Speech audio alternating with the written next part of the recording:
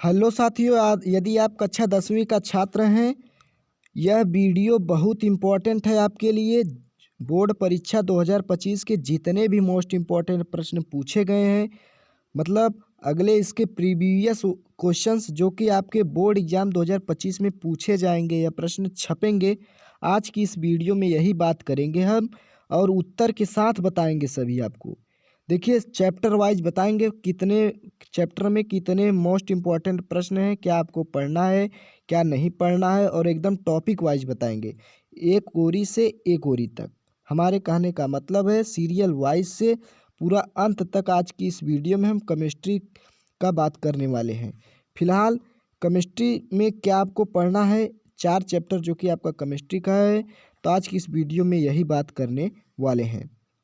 तो पार्ट 1 यह वीडियो है। चैनल पर नए हो तो चैनल को सब्सक्राइब कर लें। तो चलिए फिलहाल देखिए, अध्याय 1 तुम्हारा क्या है, रासायनिक अभिक्रिया एवं समीकरण। चैप्टर में आपको कौन सा प्रश्न पढ़ना है और उत्तर भी बताएंगे आपको, सॉल्यूशन जिसे कहते हैं केमिकल रिएक्शन एंड इक्वेशन। इस अध्याय से परीक्षा में पूछे जाने वाले महत्वपूर्ण टॉपिक्स जो कि 2025 में आपका यह प्रश्न सभी पूछे जाएंगे केमिस्ट्री के। तो चलिए हम फिलहाल अब प्रश्न की शुरुआत करते हैं। आपको क्या पढ़ना है इस चैप्टर में, तो देखिए आपके पास 4 प्रश्न, ज़्यादा से ज़्यादा इस चैप्टर में आपको कितने प्रश्न पढ़ने हैं यहाँ पर देख लीजिए। बस यही जो टॉपिक्स आया है यहाँ पर देखिए, आपके सामने इतने टॉपिक्स हैं। क्या हैं यहाँ पर देख लीजिए, इतना टॉपिक्स आपको सिर्फ पढ़ना है। यहाँ पर देखिए, पहला प्रश्न क्या है कि संतुलित रासायनिक समीकरण कैसे लिखें। दूसरा प्रश्न है कि संयोजन, अपघटन, विस्थापन और द्विविस्थापन अभिक्रिया और रेडॉक्स अभिक्रिया और संक्षारण और वसा का विकृत होना, महत्वपूर्ण गतिविधियां, उनके निष्कर्ष। तो चलिए हम इन चारों का उत्तर आपको बताते हैं। देखिए, पहला पहला भाग में केमिकल इक्वेशन है। पहला जो कि हम कहते हैं रासायनिक अभिक्रिया किसे कहते हैं। तो इस चैप्टर में जो कि पहला प्रश्न इम्पोर्टेंट उत्तर इसका क्या है कि रासायनिक अभिक्रिया किसे कहते हैं। तो यहाँ पर देख लीजिए, जब एक या एक से अधिक पदार्थ रासायनिक परिवर्तन से एक नया पदार्थ बनाते हैं उसे हम रासायनिक अभिक्रिया कहते हैं। तो इस प्रश्न का उत्तर हो गया। अब देखिए, दूसरा प्रश्न आपने क्या पढ़ा था। दूसरा प्रश्न यहाँ पर आपने पढ़ा था क्या कि रासायनिक समीकरण।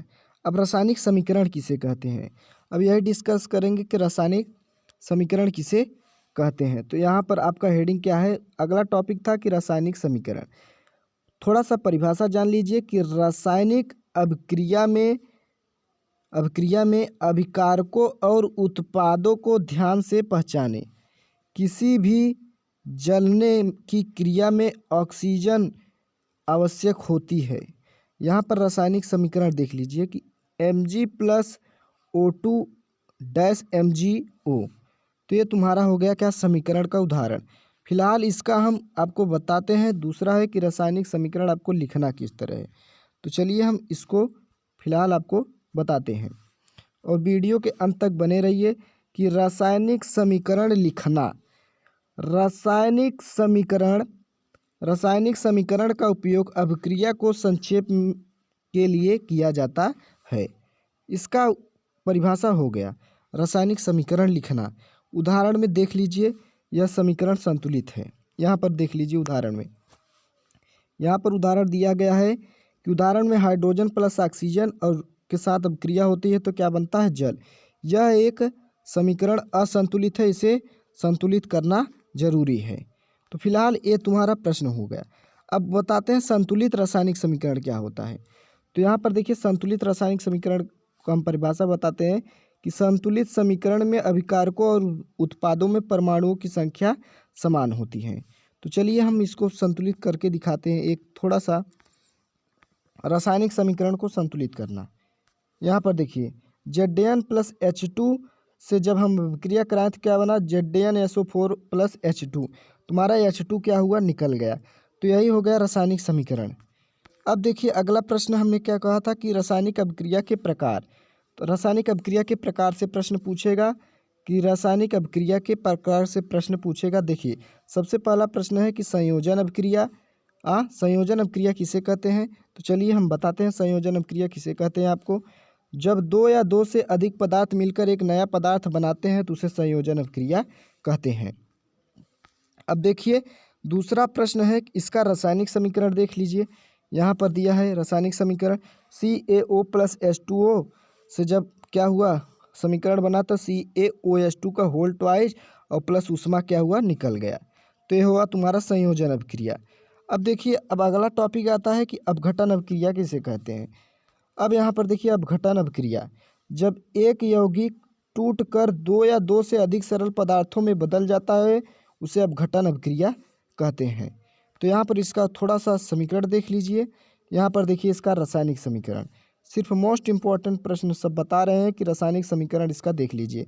2FeSO4 फिर FeTe2O3 plus SO2 plus SO3 इसमें निकल जाएगा। अब देखिए अगला एक क्या हो गया तुम्हारा, अब अगला क्या है दैनिक जीवन में रासायनिक अभिक्रियाएं। अब संक्षारण क्या होता है, यहाँ पर देखिए संक्षारण, संक्षारण किसे कहते हैं, जो कि मोस्ट इम्पॉर्टेंट प्रश्न है, पूछा जाता है आपके बोर्ड परीक्षा में संक्षारण। और इसका समीकरण भी देख लीजिए आप। जब एक धातु वातावरण में ऑक्सीजन जल और अन्य गैसों के संपर्क में आती है तो वह धीरे धीरे नष्ट हो जाती है। समीकरण देख लीजिए इसका क्या है आपका, यहाँ पर समीकरण देख लीजिए क्या दिया है कि रासायनिक समीकरण FeO2+H2O Fe2O2 इंटू XH2O। तो ये तुम्हारा हो गया संक्षारण। संक्षारण मतलब जंग लगना, जो कि इतने प्रश्न थे फिलहाल आपने देखे महत्वपूर्ण परीक्षा में पूछे जाने वाले प्रश्न, जो कि आपके थे कितने प्रश्न थे यहाँ पर आपने देख लिए, जो कि पहले चैप्टर को आपको इतना ही प्रश्न सिर्फ पढ़ना है फिलहाल साथियों। महत्वपूर्ण प्रश्न हमने बताया क्या, संतुलित रासायनिक समीकरण क्या होता है, संयोजन और अपघटन अभिक्रिया में अंतर वही दोनों लिख देंगे, संक्षारण क्या है और रेडॉक्स अभिक्रिया क्या है। तो इतना हमने एक्सप्लेन किया पहले चैप्टर में। अब फिलहाल अब हम डिस्कस करते हैं दूसरे चैप्टर में क्या कहता है।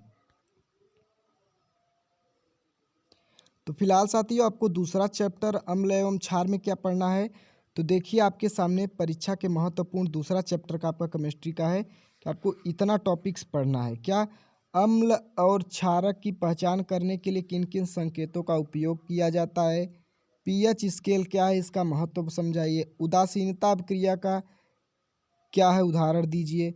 यानी अगला प्रश्न है बेकिंग सोडा और वॉशिंग सोडा में अंतर बताइए, कार्बन डाइऑक्साइड की पहचान कैसे की जाती है। तो चलिए फिलहाल हम इसका उत्तर आपको बताते हैं। तो चलिए हम शुरू से आपको बताते हैं। यहाँ पर देखिए सभी का उत्तर, यहाँ पर देखिए अम्ल क्षारक को पहचानने के लिए सूचक का उपयोग किया जाता है क्या।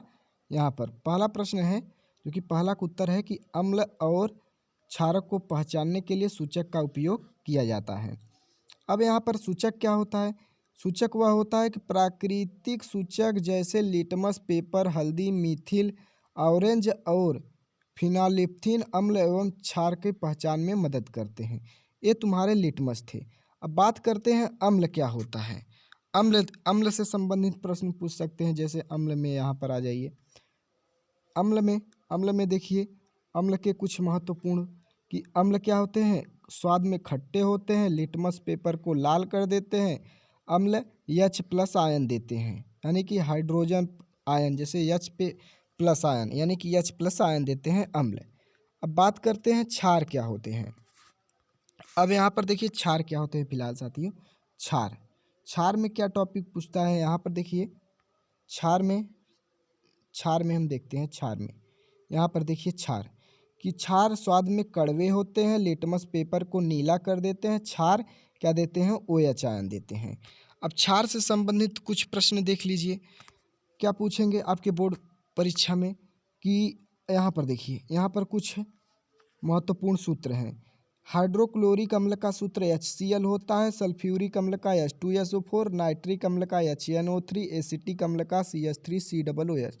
और क्षारक जैसे क्या है तुम्हारे, वो तो अम्ल हुआ, सोडियम हाइड्रोक्साइड जिसे हम NaOH कहते हैं सूत्र है जिसे हम क्षार कहते हैं, कैल्शियम हाइड्रोक्साइड इसका सूत्र CaOH2, potassium hydroxide KOH, magnesium hydroxide MgOH2 का होल ट्वाइस। ये तुम्हारे क्या थे क्षार, क्षार हो गए। अब फिलहाल देखिए यहाँ पर क्या पूछा, अम्लों क्षारकों को पहचानने के लिए एक ट्रिक याद कर लीजिए। देखिए यहाँ पर अम्लों एवं क्षार को पहचान करने के लिए प्रयोग सामग्री यानी कि लिटमस पेपर को नीला और लाल। अम्लीय विलयन HCl H2SO4 क्या है? अम्लीय विलयन। क्षारीय विलयन NaOH KOH क्या है? क्षारीय विलयन। मीथिल ऑरेंज और फिनालिप्थीन, तो ये थे तुम्हारे क्या इसकी प्रक्रिया। अब इसका परिणाम जान लीजिए। अम्लीय अम्ल और क्षारक की अभिक्रियाएं जान लीजिए, जो कि ये मोस्ट इम्पॉर्टेंट है। तो देखिए मोस्ट इम्पॉर्टेंट क्या है यहाँ पर देखिए थोड़ा सा कि धातुओं के साथ अम्ल की अभिक्रिया, धातुओं के साथ अम्ल की अभिक्रिया। तो ये अभिक्रिया से प्रश्न पूछे जाते हैं। दूसरे प्रश्न कि अम्ल धातुओं के साथ अभिक्रिया करके हाइड्रोजन गैस उत्पन्न करता है। यहाँ पर देखिए मोस्ट टॉपिक बनता है इम्पोर्टेंट कि अम्ल, यहाँ पर देखिए अम्ल क्या करता है? धातुओं के साथ अभिक्रिया करके हाइड्रोजन गैस उत्पन्न करता है। उदाहरण में देख लीजिए Zn2HCl, फिर अभिक्रिया करेगा तो ZnCl2 + H2 क्या हो जाएगा? बाहर निकल जाएगा हाइड्रोजन गैस। तो फिलहाल साथियों ये थे इतने प्रश्न। अब अगला टॉपिक आता है हमारा, यहाँ पर देखिए यहाँ पर अगला टॉपिक हमारा आता है क्या कि धातुओं के कार्बोनेट और हाइड्रोजन कार्बोनेट के साथ अम्ल की अभिक्रिया। तो यहाँ पर टॉपिक बनता है क्या कि जब अम्ल धातु के कार्बोनेट या हाइड्रोजन कार्बोनेट से अभिक्रिया करता है तो वह कार्बन डाइऑक्साइड गैस निकलती है। यहाँ पर उदाहरण देख लीजिए CaCO3 + 2HCl से अभिक्रिया करेगी तो क्या बनाएगा? CaCl2 + CO2 + H2O। अब बात करें यहाँ पर देखिए CO2 गैस पहचानने की ट्रिक क्या होता है? इसे चूने के पानी यानी कि COH2O में प्रवाहित करने पर दूधिया हो जाता है। क्या? CO2 गैस पहचान किस तरह की जाती है। अगला टॉपिक है इस चैप्टर में साथियों, मोस्ट इम्पॉर्टेंट टॉपिक है। यहाँ पर देखिए अम्ल और क्षारक के विलयन में pH का प्रभाव क्या होता है। pH स्केल 0 से 14 के बीच किसी विलयन की अम्लता या क्षारिकता को दर्शाती है। तो देखिए यदि pH मान पहचानने की ट्रिक, यदि क्या है pH मान का, यदि देखिए कैसे ज्ञात करेंगे। यदि pH क्या है 7, pH मान यदि 7 से अधिक है तो वह, अगर 7 से अधिक है तो वह अम्लीय हो जाएगी। अगर pH मान जो कि 7 के बराबर है तो वह उदासीन हो जाएगी। यदि किसी का pH मान 7 से कम होगा तो वह क्या हो जाएगी? क्षारीय हो जाएगी। 7 से अधिक अम्लीय, 7 के बराबर उदासीन, और 7 से मतलब क्या हो जाएगा? 7 से कम होगा तो क्या हो जाएगा? क्षारीय हो जाएगा। तो इतना था तुम्हारा। अब यहाँ पर थोड़ा सा टॉपिक आ जाता है दैनिक जीवन में pH मान का महत्व क्या है। तो चलिए हम बताते हैं। यहाँ पर देखिए पेट में अम्लता, पेट में HCl अधिक मात्रा में उत्पन्न होती है, इसे एसिडिटिक होती है। देखिए इसे एंटासिड जैसे मैग्नीशियम हाइड्रोक्साइड, इसका सूत्र होता है MgOH2 से ठीक किया जा सकता है। क्या ठीक किया जा सकता है? एसिडिटी, जो पेट में गैस होती है, जलन होती है, उससे हम इससे ठीक कर सकते हैं। अब बात करते हैं, अगला टॉपिक है दांत क्षरण। जब मुंह में pH मान 5.5 पॉइंट से कम हो जाता है तो कैल्शियम फास्फेट का क्षरण होता है, यानी कि टूथपेस्ट में मौजूद क्षार इसे रोकने में मदद करता है। यदि कि जब आपका मुंह बदबू मारने लगता है तो टूथपेस्ट में क्षार इसे रोकने में मदद करता है। अब आता है कि मिट्टी की अम्लता और क्षारिकता। अगला टॉपिक आता है हमारा कि मिट्टी की अम्लता और क्षारिकता। पौधों की अच्छी वृद्धि के लिए मिट्टी का pH मान उपयुक्त होना चाहिए। अब बात करते हैं, यहाँ पर अगला टॉपिक है कि अम्लीय मिट्टी में चूना में मिलाया जाता है, यानी कि अम्लीय मिट्टी में चूना CaCO3 मिलाया जाता है। क्षारीय मिट्टी में जिप्सम मिलाया जाता है, जिसे कहते हैं, इसका सूत्र होता है जिप्सम का CaSO4, और अम्लीय मिट्टी में चूना का सूत्र होता है CaCO3। तो ये तुम्हारे महत्वपूर्ण टॉपिक थे बोर्ड परीक्षा के लिए। अब अगला प्रश्न है कि देखिए लवण और उनके गुणधर्म। लवण और उनके गुणधर्म। अम्ल और क्षारक की अभिक्रिया से लवण बनते हैं, इसे क्या कहते हैं? उदासीनीकरण अभिक्रिया कहते हैं। यहाँ पर थोड़ा सा एक अभिक्रिया इसमें है कि अम्ल और क्षारक की अभिक्रिया से क्या बनते हैं, लवण बनते हैं। इसे हम क्या कहते हैं, उदासीनीकरण अभिक्रिया। तो चलिए फिलहाल सामान्य लवण के बारे में सूत्र कुछ पढ़ लेते हैं, इसका उदाहरण देख लीजिए। अब थोड़ा सामान्य लवण के बारे में कुछ जान लेते हैं। यहाँ पर देखिए सामान्य लवण का सूत्र जो कि मोस्ट इम्पॉर्टेंट है, सूत्र याद कर लीजिए। सोडियम क्लोराइड NaCl जो कि कैसे बनता है, कैल्शियम सल्फेट किस तरह बनता है, देख लीजिए। सोडियम बाइकार्बोनेट किस तरह बनता है, इसका सूत्र क्या होता है। अमोनिया क्लोराइड NH4Cl3 किस प्रकार बनता है, तो यहाँ पर आपका जो कि किस तरह बनता है और इसका सूत्र था। तो फिलहाल यहाँ पर देखिए अब मोस्ट इम्पॉर्टेंट अगला टॉपिक आ जाता है कि महत्वपूर्ण रासायनिक यौगिक। अब यहाँ पर महत्वपूर्ण रासायनिक यौगिक में क्या पढ़ेंगे हम कि बेकिंग सोडा। देखिए क्या होता है, रासायनिक का नाम और सोडियम हाइड्रोजन कार्बोनेट यानी कि बेकिंग सोडा को कहते हैं। केक और ब्रेड बनाने में किया जाता है किसका प्रयोग, यानी कि बेकिंग सोडा, जिसे हम खाने वाले सोडा का प्रयोग कहते हैं। पेट की अम्लता कम करने के लिए भी इसका प्रयोग किया जाता है खाने वाले सोडा को। इसकी अभिक्रिया देख लीजिए कि यहाँ पर आपको दी गई है। अब अगला टॉपिक आता है हमारा बेकिंग वॉशिंग सोडा क्या होता है। यहाँ पर देखिए वॉशिंग सोडा, फिलहाल चलते हैं हम वॉशिंग सोडा टॉपिक चलते हैं कि रासायनिक नाम इसका क्या होता है। कपड़ा धोने में प्रयोग किया जाता है, रासायनिक नाम होता है सोडियम कार्बोनेट। और इसकी अभिक्रिया देख लीजिए आपका कांच और साबुन में, मतलब कांच और साबुन बनाने में इसका प्रयोग किया जाता है सोडियम कार्बोनेट, कांच और साबुन बनाने में वॉशिंग सोडा का, इसे हम धावन सोडा भी कहते हैं। तो परीक्षा के लिए जितने भी महत्वपूर्ण टॉपिक थे इस वीडियो में हमने यही टॉपिक थे, हमने क्या किया, डिस्कस किया। तो फिलहाल वीडियो अंत तक देखिए क्योंकि अभी 2 ही चैप्टर समाप्त हुआ है। क्योंकि हमने देखिए आपको अदर यूट्यूबर फेक वीडियो बना के कहेंगे पेपर वायरल हो गया, ये हो गया, वैसा हो गया। तो फिलहाल आप एक तरफ से एक तरफ पढ़े रहेंगे तो कोई भी प्रश्न आएगा, पेपर वायरल हो चाहे जिन हो, तो आप तुरंत क्या कर देंगे, तुरंत पेपर पूरा ही सॉल्व कर देंगे। फिलहाल देखिए हमने पूरा बताया नहीं, सिर्फ आपके जो भी मोस्ट इम्पॉर्टेंट प्रश्न थे इस वीडियो में यही डिस्कस किया है। तो फिलहाल अगला चैप्टर देखिए आपका क्या है।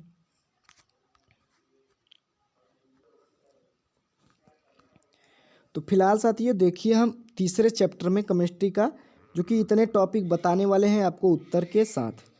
तो फिलहाल देख लीजिए पहला टॉपिक क्या है, धातु और अधातु के बीच 5 प्रमुख अंतर बताइए।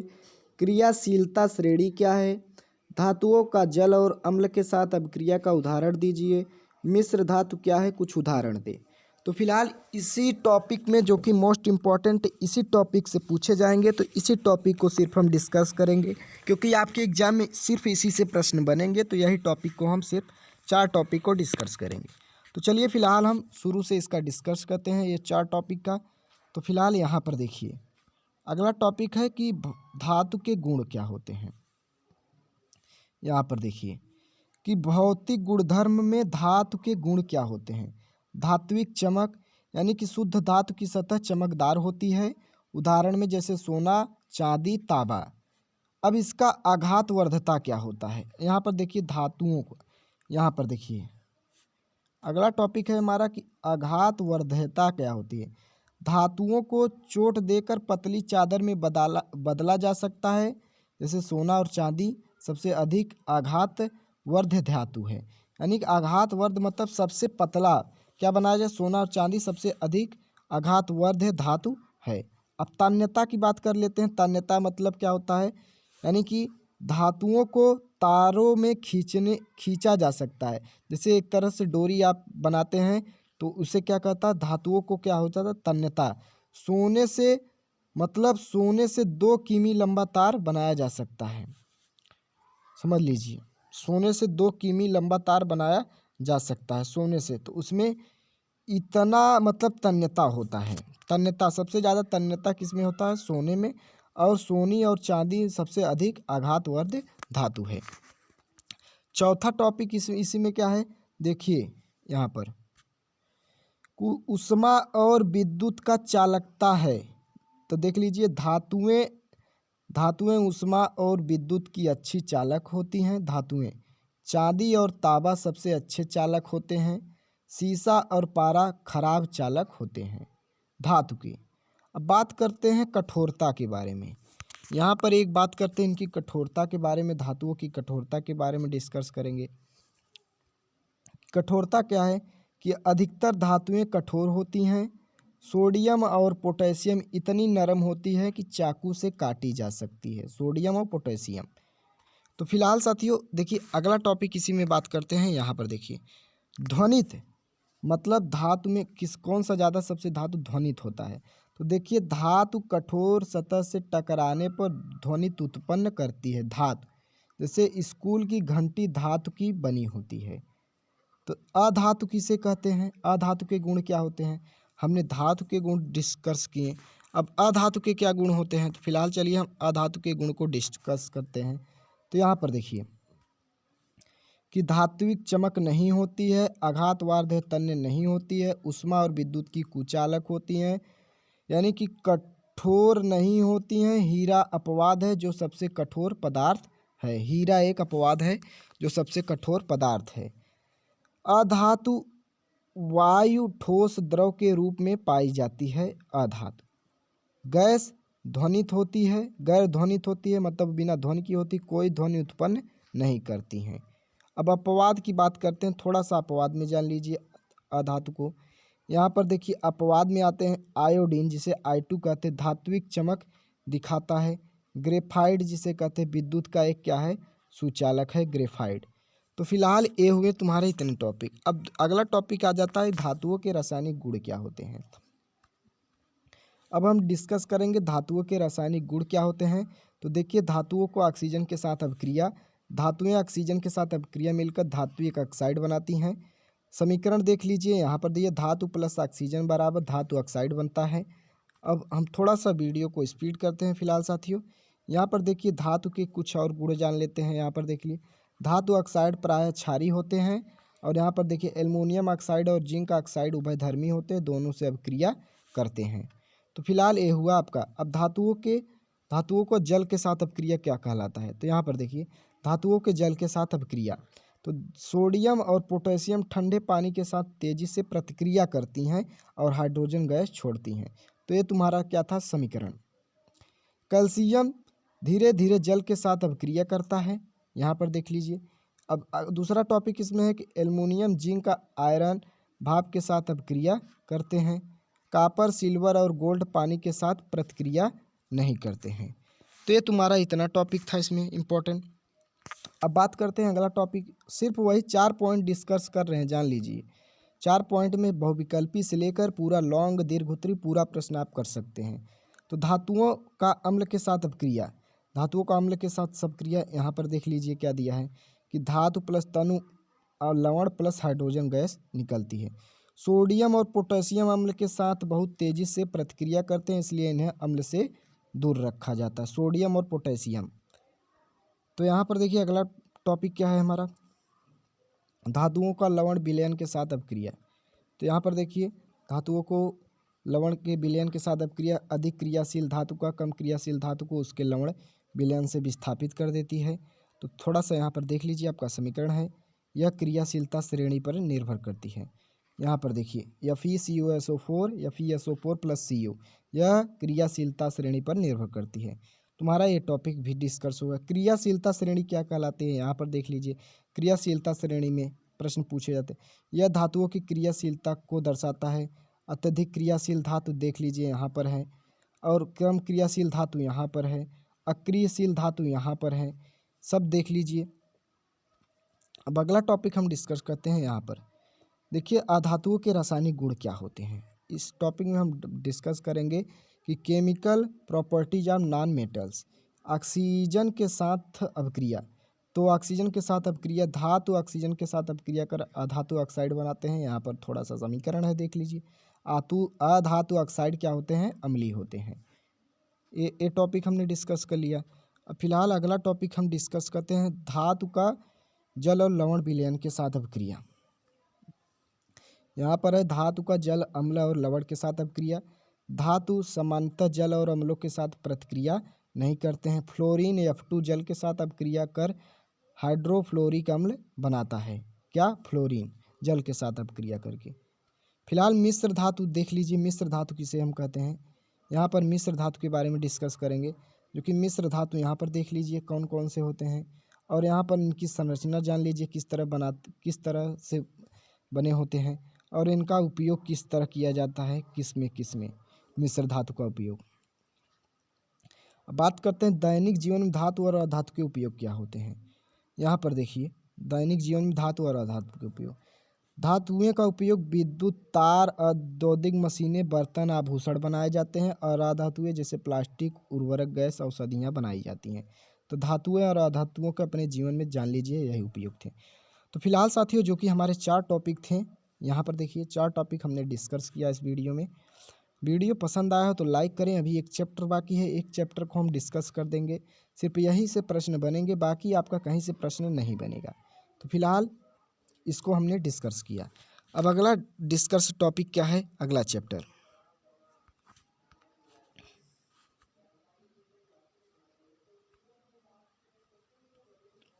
तो फिलहाल साथियों चौथा चैप्टर में हम क्या डिस्कस करने वाले हैं, देखिए इस वीडियो में। यहाँ पर देखिए कि चौथा चैप्टर तुम्हारा है कि कार्बन एवं उसके यौगिक, और विस्तृत नोट्स हैं जो कि एकदम छोटे से नोट्स हम बनाए हैं, यानी कि छोटे बात इसमें डिस्कस की है जो कि आपके 2025 बोर्ड परीक्षा के लिए महत्वपूर्ण है। तो फिलहाल इसमें पढ़ना क्या है, टॉपिक हम आपको दिखा देते हैं। आपको 3 से 4 टॉपिक इसमें भी पढ़ना है।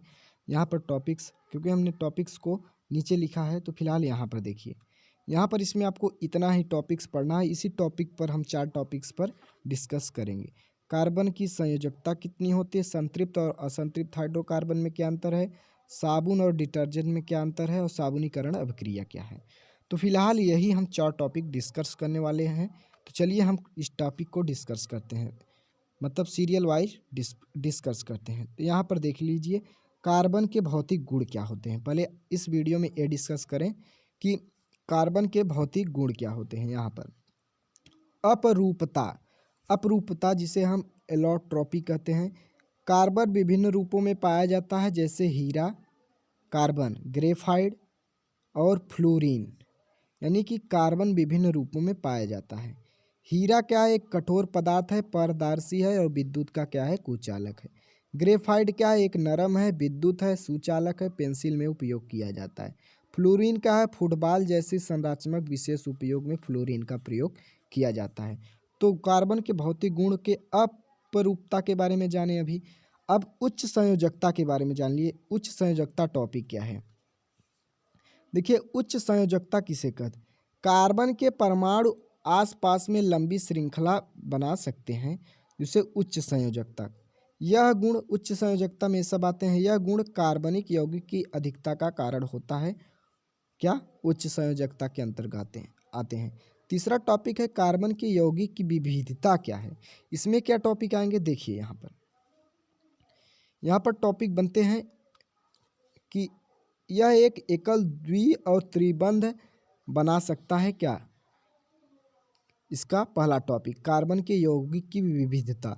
संतृप्त यौगिक केवल एकल बंध बनाते हैं, असंतृप्त यौगिक क्या, त्रिबंध बनाते हैं। मोस्ट इम्पॉर्टेंट है, जो कि आपके बोर्ड परीक्षा में ये सब प्रश्न पूछे जाएंगे।